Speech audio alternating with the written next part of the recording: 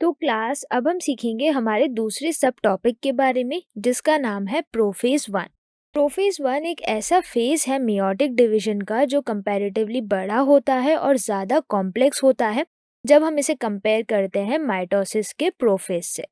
तो जो प्रोफेज है मायोटिक डिवीजन का वो कंपैरेटिवली लॉन्गर और कॉम्प्लेक्स है। कॉम्प्लेक्स किस सेंस में है? जब हमने इसे स्टडी किया क्रोमोसोमल बिहेवियर के बेसिस पे तो इसे हमें डिवाइड करना पड़ा 5 फेजेस में। सबसे पहला फेज होता है लेप्टोटीन, दूसरा फेज होता है जाइगोटीन, थर्ड फेज होता है पैकिटीन, फोर्थ फेज होता है डिप्लोटीन और जो लास्ट फेज है उसे बोलते हैं डाइकाइनेसिस। अगर हम बात करें सबसे पहले स्टेज लेप्टोटीन के बारे में, तो जब हमने प्रोफेज वन की सेल्स को स्टडी किया लाइट माइक्रोस्कोप में तो हमें क्रोमोसोम्स ग्रेजुअली विजिबल होने लगे। इसी के साथ साथ हम बात करें जो क्रोमोसोम्स का कॉम्पैक्शन है वो भी कंटिन्यू हुआ लेप्टोटीन स्टेज में। तो जैसा कि आप यहाँ पर देख पा रहे हैं आपको सेल के अंदर क्रोमोसोम्स क्लियरली विजिबल होंगे जैसा कि यहाँ पर दिख रहा है या आपको इस इमेज में नजर आ रहा है। इसी के साथ साथ फिर हम बात करें दूसरे फेज के बारे में जिसे हम बोलते हैं जाइगोटीन। जाइगोटीन में एक इम्पॉर्टेंट प्रोसेस होता है, उस प्रोसेस को हम बोलते हैं सिनैप्सिस। इसमें हम ये बात कर रहे हैं कि जो होमोलोगस क्रोमोसोम्स हैं वो आपस में पेयर होना चालू होते हैं और इसी एसोसिएशन को हम बोलते हैं सिनैप्सिस। तो जैसा कि आप देख पा रहे हैं यहाँ पर होमोलोगस क्रोमोसोम्स पास पास आ रहे हैं या यहाँ पर भी आपको नज़र आ रहा होगा कि होमोलोगस क्रोमोसोम पास में आके पेयर अप हो रहे हैं और इसी एसोसिएशन को हमने बोला सिनैप्सिस। तो हम बात करें कि जो होमोलोगस क्रोमोसोम्स हैं जिसमें आपको यहाँ पर इनकी सिस्टर क्रोमेटिड्स नज़र आ रही हैं, तो ये वाला जो क्रोमोसोम है इसकी ये 2 सिस्टर क्रोमेटिड्स हैं और जो ये वाला क्रोमोसोम है इसकी ये 2 सिस्टर क्रोमेटिड्स हैं। तो फाइनली ये क्रोमोसोम्स पास में आते हैं, पेयर अप होते हैं और इस प्रोसेस या एसोसिएशन को हमने बोला सिनैप्सिस। और इससे जो कॉम्प्लेक्स तैयार हो रहा है इन दो क्रोमोसोम्स के बीच में, उस कॉम्प्लेक्स को हमने बोला सिनैप्टोनीमल कॉम्प्लेक्स। फिर फाइनली आगे जाके इन क्रोमोसोम्स को हमने बोला बाइवेलेंट्स या टेट्राड। बाइवेलेंट इसलिए बोला क्योंकि यहाँ पर आपको दिख रहा है एक ये वाला क्रोमोसोम और एक ये वाला क्रोमोसोम, तो 2 क्रोमोसोम्स आपस में पेयर अप हो रहे हैं, तो इसलिए हमने इन क्रोमोसोम्स को बोल दिया बाइवेलेंट। और टेट्राड क्यों बोला? क्योंकि इसके पास 4 क्रोमेटिड्स हैं, 1 2 3 4, तो 4 क्रोमेटिड्स 2 क्रोमोसोम्स, इसलिए हमने बोला बाइवेलेंट या टेट्राड्स। तो अब अगर हम बात करें थर्ड फेज या पैकिटीन के बारे में, तो इसमें एक बहुत इम्पॉर्टेंट प्रोसेस होता है। इसमें ये चीज़ होती है कि जो बाइवेलेंट क्रोमोसोम्स हैं जो आपस में पेयर अप हुए थे वो अब क्लियरली विजिबल होते हैं टेट्राड की फॉर्म में, जैसा कि आपको यहाँ पर नज़र आ रहा है। इसी के साथ साथ यहाँ पर जो एक इम्पॉर्टेंट प्रोसेस होता है वो होता है क्रॉसिंग ओवर। क्रॉसिंग ओवर जैसा कि आप यहाँ पर देख पा रहे हैं कि जो होमोलोगस क्रोमोसोम है पहले तो वो आपस में पेयर हुए थे, पेयर होने के बाद इनका जो जेनेटिक मटेरियल है वो एक्सचेंज होता है नॉन सिस्टर क्रोमेटिड्स में। तो एक ये क्रोमेटिड हो गया क्रोमोसोम का और ये दूसरा क्रोमेटिड हो गया क्रोमोसोम का, और आप देख पा रहे हैं किस तरीके से इनमें जेनेटिक मटेरियल एक्सचेंज हो गया है और इसी एक्सचेंज ऑफ जेनेटिक मटेरियल को हम बोलते हैं क्रॉसिंग ओवर। तो जो होमोलोगस क्रोमोसोम्स हैं वो अलाइन होते हैं, उनकी non sister chromatids cross over करती है और फाइनली फिर इससे रिकॉम्बिनेंट क्रोमेटिड्स तैयार हो जाती है नॉन रिकॉम्बिनेंट क्रोमेटिड्स के साथ, और इस प्रोसेस को हम बोल रहे हैं क्रॉसिंग ओवर, जैसा कि हमने पहले सीखा।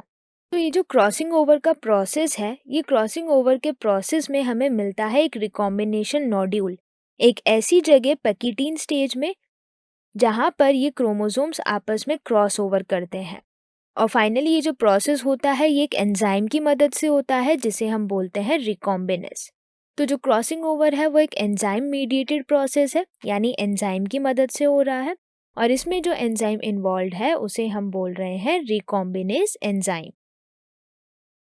तो जो रिकॉम्बिनेशन का प्रोसेस है होमोलोगस क्रोमोसोम्स के बीच में, वो पैकिटीन स्टेज के एंड तक खत्म हो जाता है और इसी के साथ साथ जो क्रोमोसोम्स हैं वो आपस में लिंक्ड रह जाते हैं जहाँ पर क्रॉसिंग ओवर हो रहा होता है। इसके बाद हम बात करेंगे फोर्थ फेज के बारे में, प्रोफेज वन के, जिसे हम बोलते हैं डिप्लोटीन। डिप्लोटीन में होता है डिसोल्यूशन सिनैप्टोनीमल कॉम्प्लेक्स का।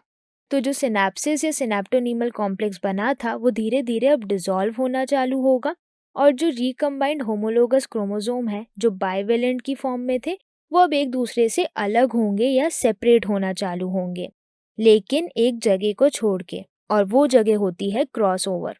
तो जैसा कि आपको यहाँ पर नज़र आ रहा है कि जो सिनेप्सिस था वो धीरे धीरे डिसॉल्व हुआ है, और जो रिकम्बाइंड होमोलोगस क्रोमोसोम्स थे अब वो अलग होते जा रहे हैं, लेकिन अभी भी वो क्रॉसओवर की साइड पर जुड़े हुए हैं।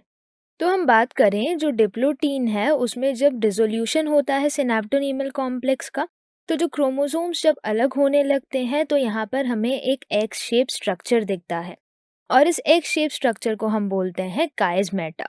तो जो क्रॉसिंग ओवर के टाइम पे non sister chromatids homologous chromosome की क्रॉसओवर हो रही हैं, तो जो एक्स शेप स्ट्रक्चर हमें क्लियरली विजिबल हो रहा है उसे हमने बोला काइज़मेटा। क्या आपको पता है कि जो डिप्लोटीन स्टेज है वो oocytes के अंदर महीनों तक या सालों तक चल सकती है।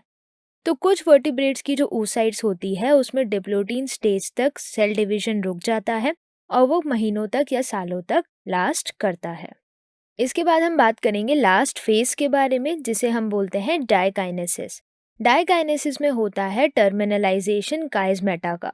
तो जो काइज़मेटा हमें डिप्लोटीन में मिल रहा था वो अब कम्प्लीटली टर्मिनेट हो जाता है, और इस फेज में जो क्रोमोसोम्स हैं वो अच्छे से कंडेंस हो जाते हैं।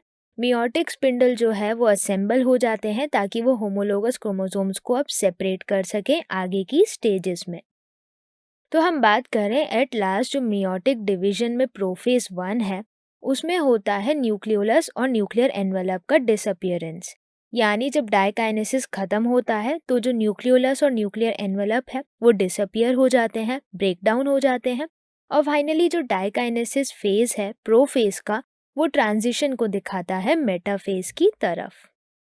अगर हम प्रोफेज की 5 स्टेजेस को रिवाइज करें तो सबसे पहला था लेप्टोटीन, जिसमें हम बात कर रहे थे कि जो रेप्लिकेटेड क्रोमोसोम थे वो कंडेंस होके हमें लाइट माइक्रोस्कोप में नजर आ रहे थे। फिर था जाइगोटीन जिसमें हम बात कर रहे थे एक एसोसिएशन की जिसे हमने बोला था सिनेप्सिस।